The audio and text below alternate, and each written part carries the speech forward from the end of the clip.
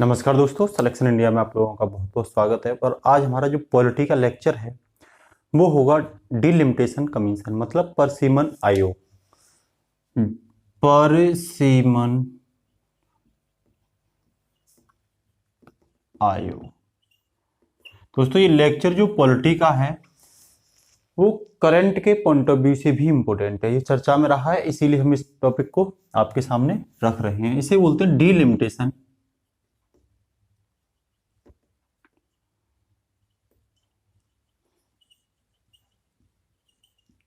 Commission. हाल में इसके सुझाव आए हैं। क्या आए हैं? इसने अपने सुझाव दिए हैं। उन सुझावों को लेकर के ये चर्चा में रहा है। और इसके जो सुझाव हैं, ध्यान रखना, एक फाउंडेशन है जिसका नाम है प्रणब मुखर्जी फाउंडेशन। प्रणब मुखर्जी फाउंडेशन, इसके द्वारा इसके सुझाव दिए गए अगले परसीमन के गठन के लिए। ठीक है ना, जिसमें हम आपको ये बताएंगे आखिरकार ये परसीमन होता क्या है। ठीक है ना, तो बात आती है ये परसीमन क्या होता है। तो ध्यान रखना, किसी भी राज्य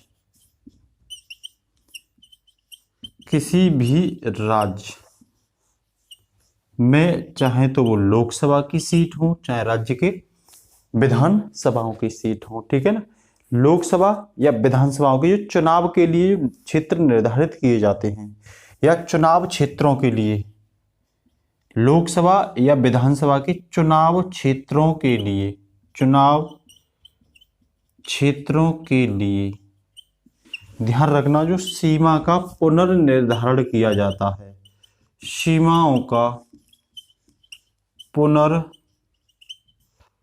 क्या किया जाता है, निर्धारण किया जाता है, उसी को दोस्तों परसीमन कहते हैं। मेरा कहने का मतलब, जैसे मान के चलिए यूपी एक स्टेट है, इसमें जनसंख्या घटेगी भी बढ़ेगी भी, ठीक है ना। तो जनसंख्या जब घटती बढ़ती रहती है तो निश्चित रूप से लोकसभा क्षेत्र की सीमाएं और विधानसभा क्षेत्र की सीमाओं में भी क्या आता है, जनसंख्या के आधार पर परिवर्तन देखने को मिलता है। उन सीमाओं का पुनर्समायोजन करना या पुनर्निर्धारण करना परसीमन कहलाता है। एक प्रकार से हम बोल सकते हैं कि चुनावी क्षेत्र की जो सीमा है उनका रेखा चित्रण करना, ठीक है ना, चुनावी क्षेत्रों की सीमाओं का रेखा चित्रण करना क्या कहलाता है, परसीमन कहलाता है। ध्यान रखना, इसके अंतर्गत घरेलू सीमा भी आ सकती है या आएगी, राष्ट्रीय सीमा भी शामिल हो सकती है और अंतरराष्ट्रीय सीमा भी शामिल हो सकती है। ठीक है ना। तो अभी चर्चा में इसीलिए रहा है कि प्रणब मुखर्जी फाउंडेशन द्वारा इसके लिए क्या दिए गए हैं, अगले परसीमन आयोग के लिए सुझाव दिए गए हैं। एक बात मैं आपको बता रहा हूं, पहला परसीमन जो आयोग था वो 1952 में उसका गठन किया गया था। ठीक है ना, उसके आधार पर कुछ वर्ष तक प्रत्येक 10-10 वर्ष में परसीमन आयोग गठित होते रहे, जैसे 1952 के बाद 1962, 1972, इस तरीके से क्या होता गया, इनका गठन होता गया। ठीक है ना। तो आपसे पूछे पहला परसीमन आयोग का गठन कब हुआ था, तो 1952 में इसका गठन हुआ था। तो अभी हमने देखा कि ये चर्चा में क्यों था। जो मैं प्रणब मुखर्जी फाउंडेशन बता रहा हूं, ये प्रणब मुखर्जी फाउंडेशन गैर सरकारी एक संस्था है, ये भी आप ध्यान रखोगे। ठीक है ना। तो अभी चर्चा में इसीलिए रहा कि इसने क्या किए हैं, कुछ सुझाव दिए हैं। ठीक है ना। तो मैं सुझावों को दो रूप में देख लेता हूं कि वर्तमान में क्या वो है और सुझाव क्या दिए हैं, मतलब सुझाव क्या दिए हैं और वर्तमान परिदृश्य क्या है। ठीक है ना। तो जब मैं सुझाव की बात करता हूं तो सुझाव ये दिए हैं कि वर्ष 2031 की जनगणना के अनुसार परसीमन आयोग का गठन किया जाएगा। किस जनगणना के अनुसार, वर्ष 2031 की जनगणना के अनुसार परसीमन आयोग का गठन, आयोग के गठन की क्या करी है, इसने सिफारिश की है, सुझाव दिया है। दूसरी बात, इसने ये बोला है कि जनसंख्या के आधार पर राज्यों के पुनर्गठन की सिफारिश भी की है। दूसरा इसने बोला है जनसंख्या के आधार पर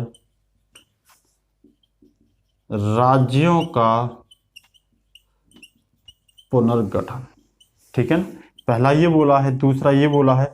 तीसरी एक बात और कही है इसने कि राज्यों को छोटे छोटे राज्यों में विभाजित कर दिया जाए और इसके लिए एक राज्य पुनर्गठन अधिनियम भी लाया जाना चाहिए। मतलब राज्य जो हैं उनको छोटे राज्यों में विभाजन किया जाए, राज्यों का छोटे राज्यों में क्या किया जाए, विभाजन किया जाए, और इसके लिए क्या लाया जाए, राज्य पुनर्गठन अधिनियम एक्ट लाया जाए। तो ये सिफारिश करी है किसने, प्रबल मुखर्जी फाउंडेशन ने परसिमन आयोग के लिए। ठीक है ना। दूसरी बात, उसने ये भी बोला है कि राज्य जो हैं उनका छोटे छोटे राज्यों में विभाजन होगा और उसके लिए जो राज्य पुनर्गठन आयोग लाया जाएगा, राज्य पुनर्गठन अधिनियम लाया जाएगा, तब निश्चित रूप से जो परसिमन आयोग है वो प्रभावी रूप से क्या करेगा, वो प्रभावी रूप से काम करेगा। इसके साथ साथ वर्तमान परिदृश्य को जब हम देखते हैं तो वर्तमान परिदृश्य में क्या है कि भारतीय संविधान का आर्टिकल 82 अनुच्छेद 82, भारतीय संविधान का आर्टिकल 82 ये परसिमन आयोग के बारे में बोलता है। ये बोलता है कि प्रत्येक जनगणना के बाद पुनर्समायोजन होना चाहिए। क्या होना चाहिए, प्रत्येक जनगणना के बाद क्या होना चाहिए, पुनः समायोजन। किसका, लोकसभा की सीटों का और विधानसभा की सीटों का। ठीक है ना। उसके साथ साथ ये बोलता है कि 10 लाख की जनसंख्या पर एक सांसद क्या होना चाहिए, 10 लाख की जनसंख्या पर एक सांसद होना चाहिए। ठीक है ना। तो वर्तमान में जो परसिमन है, वर्तमान में जो परसिमन है वो जनगणना 1971 के आधार पर किया जाता है। ठीक है ना। लेकिन ध्यान रखना वर्ष 2002 में, ठीक है ना, वर्ष 2002 में, या बोल सकते हो 84वां कॉन्स्टिट्यूशन अमेंडमेंट, संविधान संशोधन 2002 में क्या किया गया था कि परसिमन पर 2026 तक क्या लगा दी थी, रोक लगा दी थी। ठीक है ना। परसिमन पर क्या लगा दी थी, 2026 तक कोई भी परसिमन नहीं किया जाएगा। ये कब लगाई गई थी रोक, वर्ष 2002 में। फिर ये भी बोला गया था कि उसके बाद 2026 के बाद जो परसिमन होगा वो जनगणना 2001 के आधार पर किया जाएगा। क्यों किया जाएगा कि अमेंडमेंट कब किया गया था, 2002 में, तो इससे पहली जनगणना के आधार पर क्या किया जाएगा, परसिमन किया जाएगा। ये बात बोली गई थी। और इसमें यह भी बोली गई थी कि परसिमन का जो आधार होगा, परसिमन का जो आधार होगा वो क्या होगा। तो परसिमन का जो आधार है वो ध्यान रखना, सबसे मुख्य तो जनसंख्या, दूसरा क्षेत्रफल, क्षेत्रफल भी देखा जाएगा उसमें, तीसरा क्षेत्र की प्रकृति, क्षेत्र की प्रकृति, चौथा संचार सुविधा, संचार सुविधा, और अन्य कारण भी क्या हो सकते हैं, उसके आधार हो सकते हैं। ठीक है ना।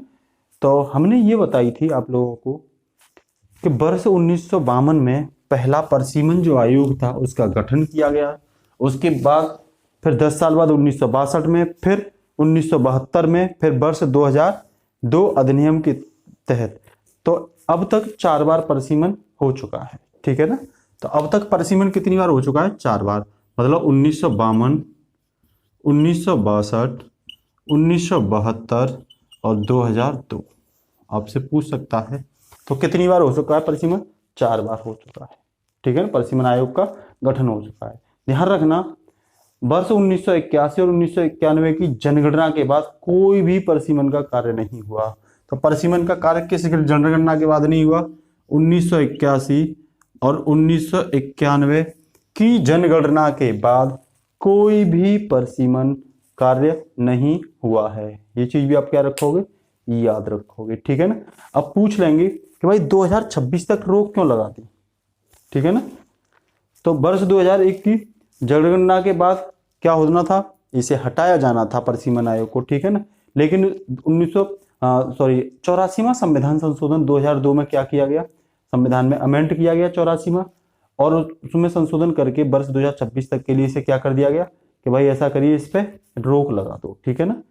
तो क्यों रोक लगा दो? कि ये मान रहे थे कि वर्ष 2026 में जो जनसंख्या है वो क्या हो जाएगी? समान रूप से, मतलब स्थिर हो जाएगी। एक प्रकार से जनसंख्या क्या हो जाएगी? स्थिर हो जाएगी। फिर 2026 के बाद हम क्या कर लेंगे? हम परसिमन स्टार्ट कर देंगे। तो ध्यान रखना, इसका कारण था कि जो जनसंख्या वृद्धि दर है, जनसंख्या वृद्धि दर ध्यान रखना वो स्थिर हो जाएगी। मतलब जनसंख्या वृद्धि दर में 2026 से पहले जो फ्लैक्चुएशन था, कभी जनसंख्या वृद्धि दर बहुत ज्यादा बढ़ रही थी, कभी घट रही थी, उस फ्लैक्चुएशन में क्या आ जाएगी? स्थिरता आ जाएगी, समान हो जाएगी। फिर उसके बाद हम क्या करना स्टार्ट कर देंगे? परसिमन करना स्टार्ट कर देंगे, ठीक है ना। तो हमारा आपसे कहने का मतलब यह है कि परसिमन जो आयोग है वो लोकसभा और जो विधानसभा क्षेत्रों की सीमा होती है उसका क्या करता है? निर्धारण करता है प्रत्येक जनगणना के बाद, ठीक है ना। कुछ जगह इसके क्रिटिसिज्म भी देखने को मिलते हैं। दूसरी बात, अब मैं परसिमन आयोग को ही क्या कर लेता हूं, थोड़ा सा डिस्कस कर लेता हूं। तो पहली बार गठन की जब मैं बात करता हूं तो कब हुआ था? 1952 में। इसकी नियुक्ति कौन करता है? तो ध्यान रखना, राष्ट्रपति करता है, ठीक है ना। पहली बार गठन हुआ था 1952 में, और अंतिम बार पूछेगा आपसे, अंतिम बार, हालांकि वो सक्सेस नहीं हुआ था, ठीक है ना, वो 2008 में हुआ था। उस समय प्रतिभा देवी पाटिल कौन थी? राष्ट्रपति थी, ठीक है ना। पहली बार जो हुआ था इस समय डॉक्टर राजेंद्र प्रसाद कौन थे? राष्ट्रपति थे। ध्यान रखना, ये जो काम करता है, पूछ लेगा, ये जो काम करता है वो इलेक्शन कमीशन ऑफ इंडिया की मदद से करता है। इलेक्शन कमीशन ऑफ इंडिया से क्या लेता है? सपोर्ट लेता है, ठीक है ना। उसके सपोर्ट या उसकी हेल्प से क्या करता है? काम करता है, ठीक है ना। दूसरी मैं एक बात और बोल रहा हूं, परसिमन आयोग को भारतीय सीमा आयोग भी कहा जाता है। भारतीय सीमा आयोग भी कहा जाता है, ठीक है ना। अब मैं आपको समझाता हूं कि आखिर ये क्या है। तो ध्यान रखना दोस्तों, मान के चलिए कोई इलेक्शन होना था किसी भी क्षेत्र में, ठीक है ना। ये कोई क्षेत्र है, ठीक है, और इस क्षेत्र में मान के चलिए 4 जिले हैं। ये कोई राज्य है और इसमें कितने जिले हैं? ए, बी और सी, डी, 4 जिले हैं, ठीक है ना। तो मान के चलिए मैंने ये बताया था कि 10 लाख पर एक सांसद को क्या किया जाता है? एक सांसद की सीमा का क्षेत्र निर्धारित किया जाता है। ए में 9.5 लाख जनसंख्या है, और बी में मान के चलिए 10 लाख जनसंख्या है, सी में 11 लाख जनसंख्या है, और डी में भी मान के चलिए 10 लाख जनसंख्या है। तो ये तो जनसंख्या निश्चित हो गई। दूसरी बात, इसमें जनसंख्या कम है और इसमें कम है, 9.5 लाख है, और डी में कितनी है? ज्यादा है। तो तब यहां से 50,000 जो जनसंख्या है वो किस लोकसभा क्षेत्र के अंतर्गत आ जाएगी? ये ए लोकसभा क्षेत्र के अंतर्गत आ जाएगी। ये काम कौन करेगा? ये काम परसिमन आयोग करेगा। दूसरी बात, परसिमन इसीलिए किया जाता है कि कहीं कोई वर्ग या कहीं जाति के आधार पर या धर्म के आधार पर एक जगह बहुत ज्यादा बाहुल्य क्षेत्र ना हो, जिससे कि हर बार या हर समय उसी वर्ग या धर्म की सीटें या किसी विशेष जातिगत समुदाय की सीटें निकलती रहें, उसका प्रतिनिधित्व ज्यादा हो जाए। तो परसिमन जो आयोग है वहां समानता लाने का काम करता है, ठीक है ना। वहां किसी भी प्रकार का जो विवाद जैसी स्थिति होती है उसे सुलझाने का क्या करता है? काम करता है, ठीक है ना। ऐसा ना हो मान लो ए किसी जाति की जनसंख्या इसमें ज्यादा है, ठीक है ना, तो वो तो हर बार जीत जाएगा। तो यहाँ वो क्या करेगा, धीरे धीरे इसको स्थिर करने का प्रयास करेगा, ठीक है ना। तो ये परसिमन आयोग की कोशिश होती है। दूसरी बात, मैंने ये भी बताया था कि परसिमन आयोग के बारे में संविधान में कहाँ डिस्कशन है, आर्टिकल 82, आर्टिकल 82 में ये बोला गया है कि प्रत्येक जनगणना के बाद आर्टिकल 82 के तहत एक परसिमन एक्ट लागू किया जाएगा, ठीक है ना। प्रत्येक जनगणना के बाद क्या किया जाएगा, परसिमन आयोग एक्ट लागू किया जाएगा, ठीक है ना। ध्यान रखना, परसिमन आयोग जब सीमाओं का निर्धारण करता है, ठीक है ना, तो सीमाओं के निर्धारण करने की स्थिति में मान के चलिए जो सदस्यों की संरचना होती है इसमें उनमें कोई विवाद हो जाए, तो उस स्थिति में बहुमत के आधार पर मैटर को क्या किया जाता है, सुलझाया जाता है, ठीक है ना। दूसरी जो मैं बताऊंगा आपको इसकी संरचना के बारे में, ठीक है ना। परसिमन आयोग की जो संरचना है वो क्या है, तो ध्यान रखना, मुख्य चुनाव आयुक्त जो होता है इसका अध्यक्ष होता है मुख्य चुनाव आयुक्त या इलेक्शन कमीशन ऑफ इंडिया, इसका क्या होता है, अध्यक्ष होता है, किसका, परसिमन आयोग का, ठीक है ना। सॉरी ये मैं थोड़ा सा तो ध्यान रखना, इसका जो सदस्य होता है वो रिटायर्ड सुप्रीम कोर्ट का जज, रिटायर्ड सुप्रीम कोर्ट का जो जज होता है वो क्या होता है, इसका अध्यक्ष होता है, ठीक है ना। अन्य सदस्यों में, मैं उसे अन्य सदस्यों में बोलना चाह रहा था, अन्य सदस्यों में ध्यान रखना, मुख्य चुनाव आयुक्त,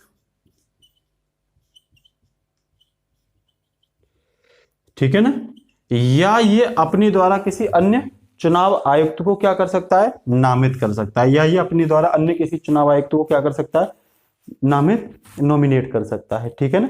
और इसमें संबंधित जो राज्य हैं, संबंधित राज्यों की निर्वाचन आयुक्त,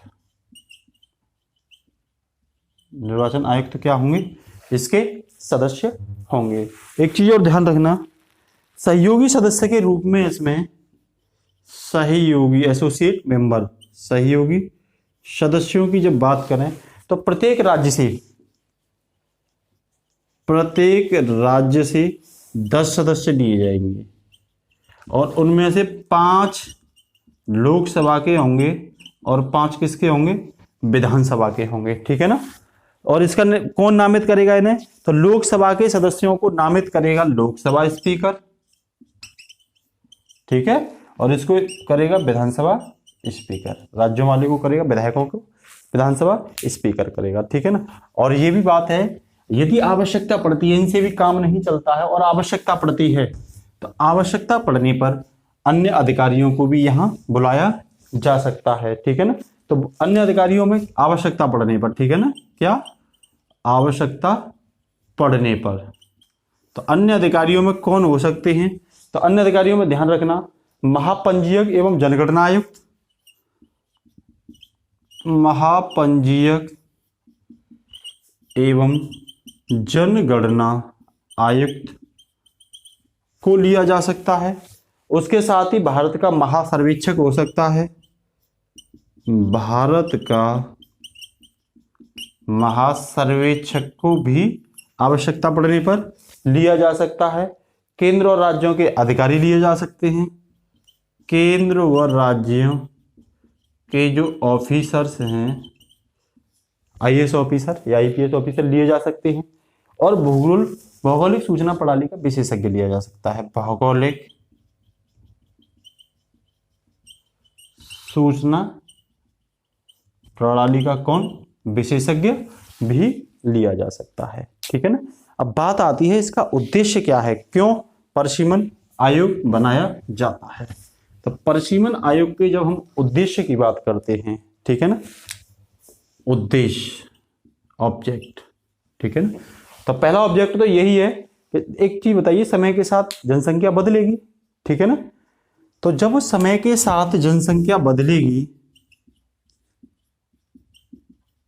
क्योंकि आपको पता है, अगर मैं भारत की बात करूं तो भारत तो जनसंख्या बढ़ाने में माहिर है, दुनिया में दूसरा सबसे बड़ा कंट्री कौन है, भारत है। तो समय के साथ जब जनसंख्या बदलेगी, जनसंख्या में क्या होगा, बदलाव होगा, तब जरूरी है कि चुनावी क्षेत्रों में प्रतिनिधित्व को समानता दी जाए। तब समान चुनावी क्षेत्रों की सीमा में क्या किया जाए, समान प्रतिनिधित्व सुनिश्चित किया जाए। ठीक है, कहीं ज्यादा जनसंख्या पे ना हो कि भाई ज्यादा जनसंख्या पे एक लोकसभा मेंबर लिया जा रहा है, कहीं कम जनसंख्या पे एक लोकसभा मेंबर लिया जा रहा है, इसके लिए पुनः समायोजन किया जाता है। ठीक है ना। तो जनसंख्या आधार पर निर्वाचन क्षेत्र का उचित विभाजन करना भी इसका क्या है, उद्देश्य है। ठीक है ना। तो जनसंख्या आधार पर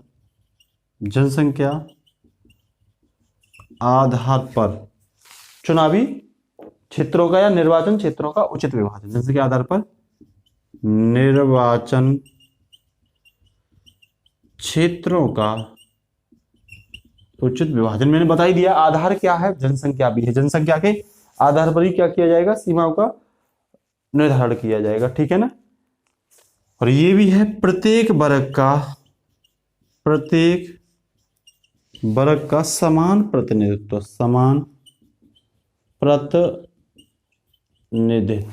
ठीक है ना। ऐसा नहीं किसी को कम और किसी को ज्यादा। ठीक है ना। और ये भी ध्यान रखना, एससी और एसटी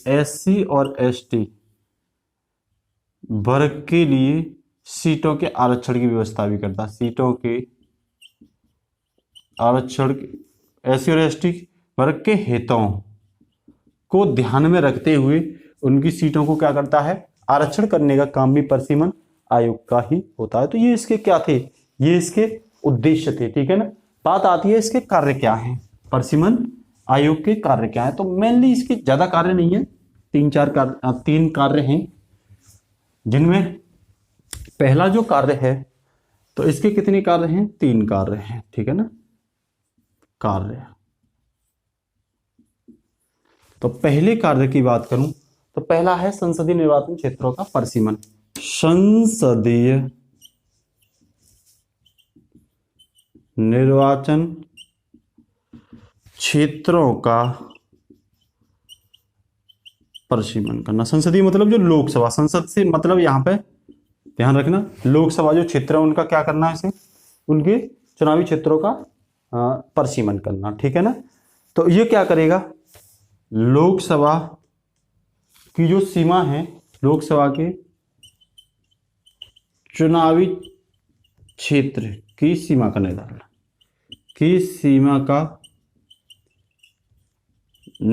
करना क्या है, इसका काम है। लेकिन सीमा का निर्धारण करते समय इसको यह भी ध्यान रखना होगा कि लोकसभा की जो संख्या है, ठीक है ना, लोकसभा की क्या है संख्या, और राज्य की जनसंख्या के अनुपात में पूरे देश में समान होनी चाहिए। ऐसा नहीं होना चाहिए, मेरा कहने का मतलब प्रत्येक लोकसभा सीट की जो संख्या है, मान लो 5 लोकसभा सीटें हैं, तो पूरे देश में उनका आधार क्या होगा, जनसंख्या होगा।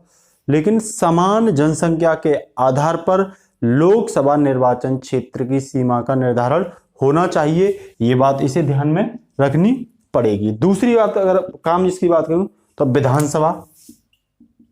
विधानसभा निर्वाचन क्षेत्र का परिसीमन करना। ठीक है ना। तो वही आधार क्या होगा, विधानसभा चुनावी क्षेत्र का निर्धारण करेगा, विधानसभा के चुनावी क्षेत्र का भी निर्धारण करेगा। लेकिन उसके साथ भी इसको यह ध्यान में रखना होगा कि जो राज्य में जितने भी विधानसभा क्षेत्र हैं उनकी सीमा का निर्धारण भी समान जनसंख्या के अनुपात में, प्रत्येक विधानसभा की सीट का उस राज्य में जो निर्धारण होगा, मैं यहां राज्य की बात कर रहा हूं, लोकसभा में मैं देश की बात कर रहा था, तो उस राज्य में प्रत्येक विधानसभा सीट का निर्धारण उसकी जनसंख्या के समान अनुपात में होगा। और यह भी ध्यान रखना होगा कि कोई भी विधानसभा सीट 2 जिलों में डिस्ट्रीब्यूशन नहीं होनी चाहिए, 2 जिलों में नहीं बंटनी चाहिए। ऐसा नहीं होना चाहिए ये ए जिला है, ये बी जिला है, कुछ जनसंख्या विधानसभा की ए जिला से ली गई, कुछ जनसंख्या बी से ली गई और इनसे दोनों की जनसंख्या की एक विधानसभा एक विधायक की सीट निकाल दी। ऐसा भी नहीं होना चाहिए, ये भी इसका काम है, ठीक है ना। दूसरी बात, इसका काम जो है वो परसिमन आयोग एक्ट 2002 की धारा 9A जो है, परसिमन आयोग एक्ट 2002 की सेक्शन या सेशन या धारा 9 क्लॉज ए के तहत इसे एससी और एसटी की जो सीटें हैं उनको आरक्षित करने का भी क्या है, जनसंख्या के आधार पर उनको आरक्षित करने का भी इसको अधिकार है, ठीक है ना। ध्यान रखना एक चीज को, परसीमन के बाद राज्यों से प्रतिनिधि की संख्या नहीं बदलेगी। ऐसा नहीं होगा कि यूपी में 75 विधानसभा 403 विधानसभा की सीटें थीं, परसीमन हुआ तो ये 404 हो गई, ऐसा नहीं होगा। सीटों का घटाना और बढ़ाना, सॉरी सीटों का जो बढ़ाने का काम होगा वो संसद का होगा, ठीक है ना। तो जो तीसरा काम होगा उसका ये होगा। उसके साथ साथ ये भी ध्यान रखना होगा कि मान लो ए कोई राज्य है, इसमें एससी और एसटी की जो जनसंख्या की जो सीटें थी वो 5 थी, मान लो एससी की जनसंख्या कम हो गई तब ये सीटें 4 भी हो सकती हैं, ठीक है ना। एससी की जनसंख्या अगर बढ़ती है तो एससी और एसटी की आरक्षित जो सीटें हैं वो घट बढ़ सकती है, मतलब वो बदल सकती हैं, ठीक है ना। तो नेक्स्ट जो आखिरी परसीमन आयोग का गठन किया गया था वो मैंने बताया था आपको, वर्ष 2008 में किया गया था, सॉरी सिफारिश की थी, अंतिम परसीमन की जो सिफारिश की थी वो वर्ष 2008 में की थी, लेकिन जो गठन हुआ था अंतिम परसीमन का वो वर्ष 2002 में किया था। इसने वर्ष 2002 में जो गठन हुआ था उसने वर्ष दिसंबर 2007 में अपनी सिफारिश दी थी, लेकिन परसीमन लागू नहीं हुआ था।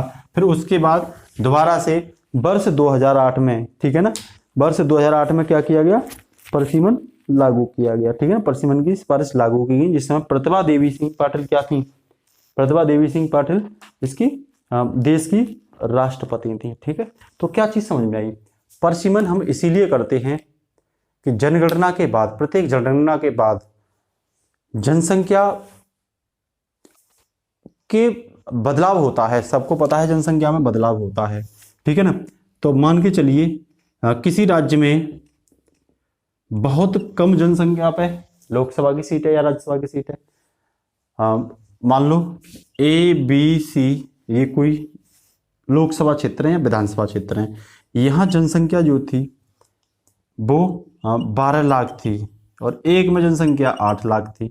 तो जब जनगणना अगली होगी तो कोशिश की जाएगी उस जनगणना के बाद जो परसीमन आयोग बनेगा यहाँ से जो 2 लाख एक्स्ट्रा उसे कहाँ पहुंचा दे, 8 वाले में पहुंचा दे, जिससे समान जनसंख्या के आधार पर लोकसभा या विधानसभा जो निर्वाचन की जो सीमाओं का निर्धारण है वो समान जनसंख्या के आधार पर उसका प्रतिनिधित्व निकल कर आना चाहिए, ठीक है ना।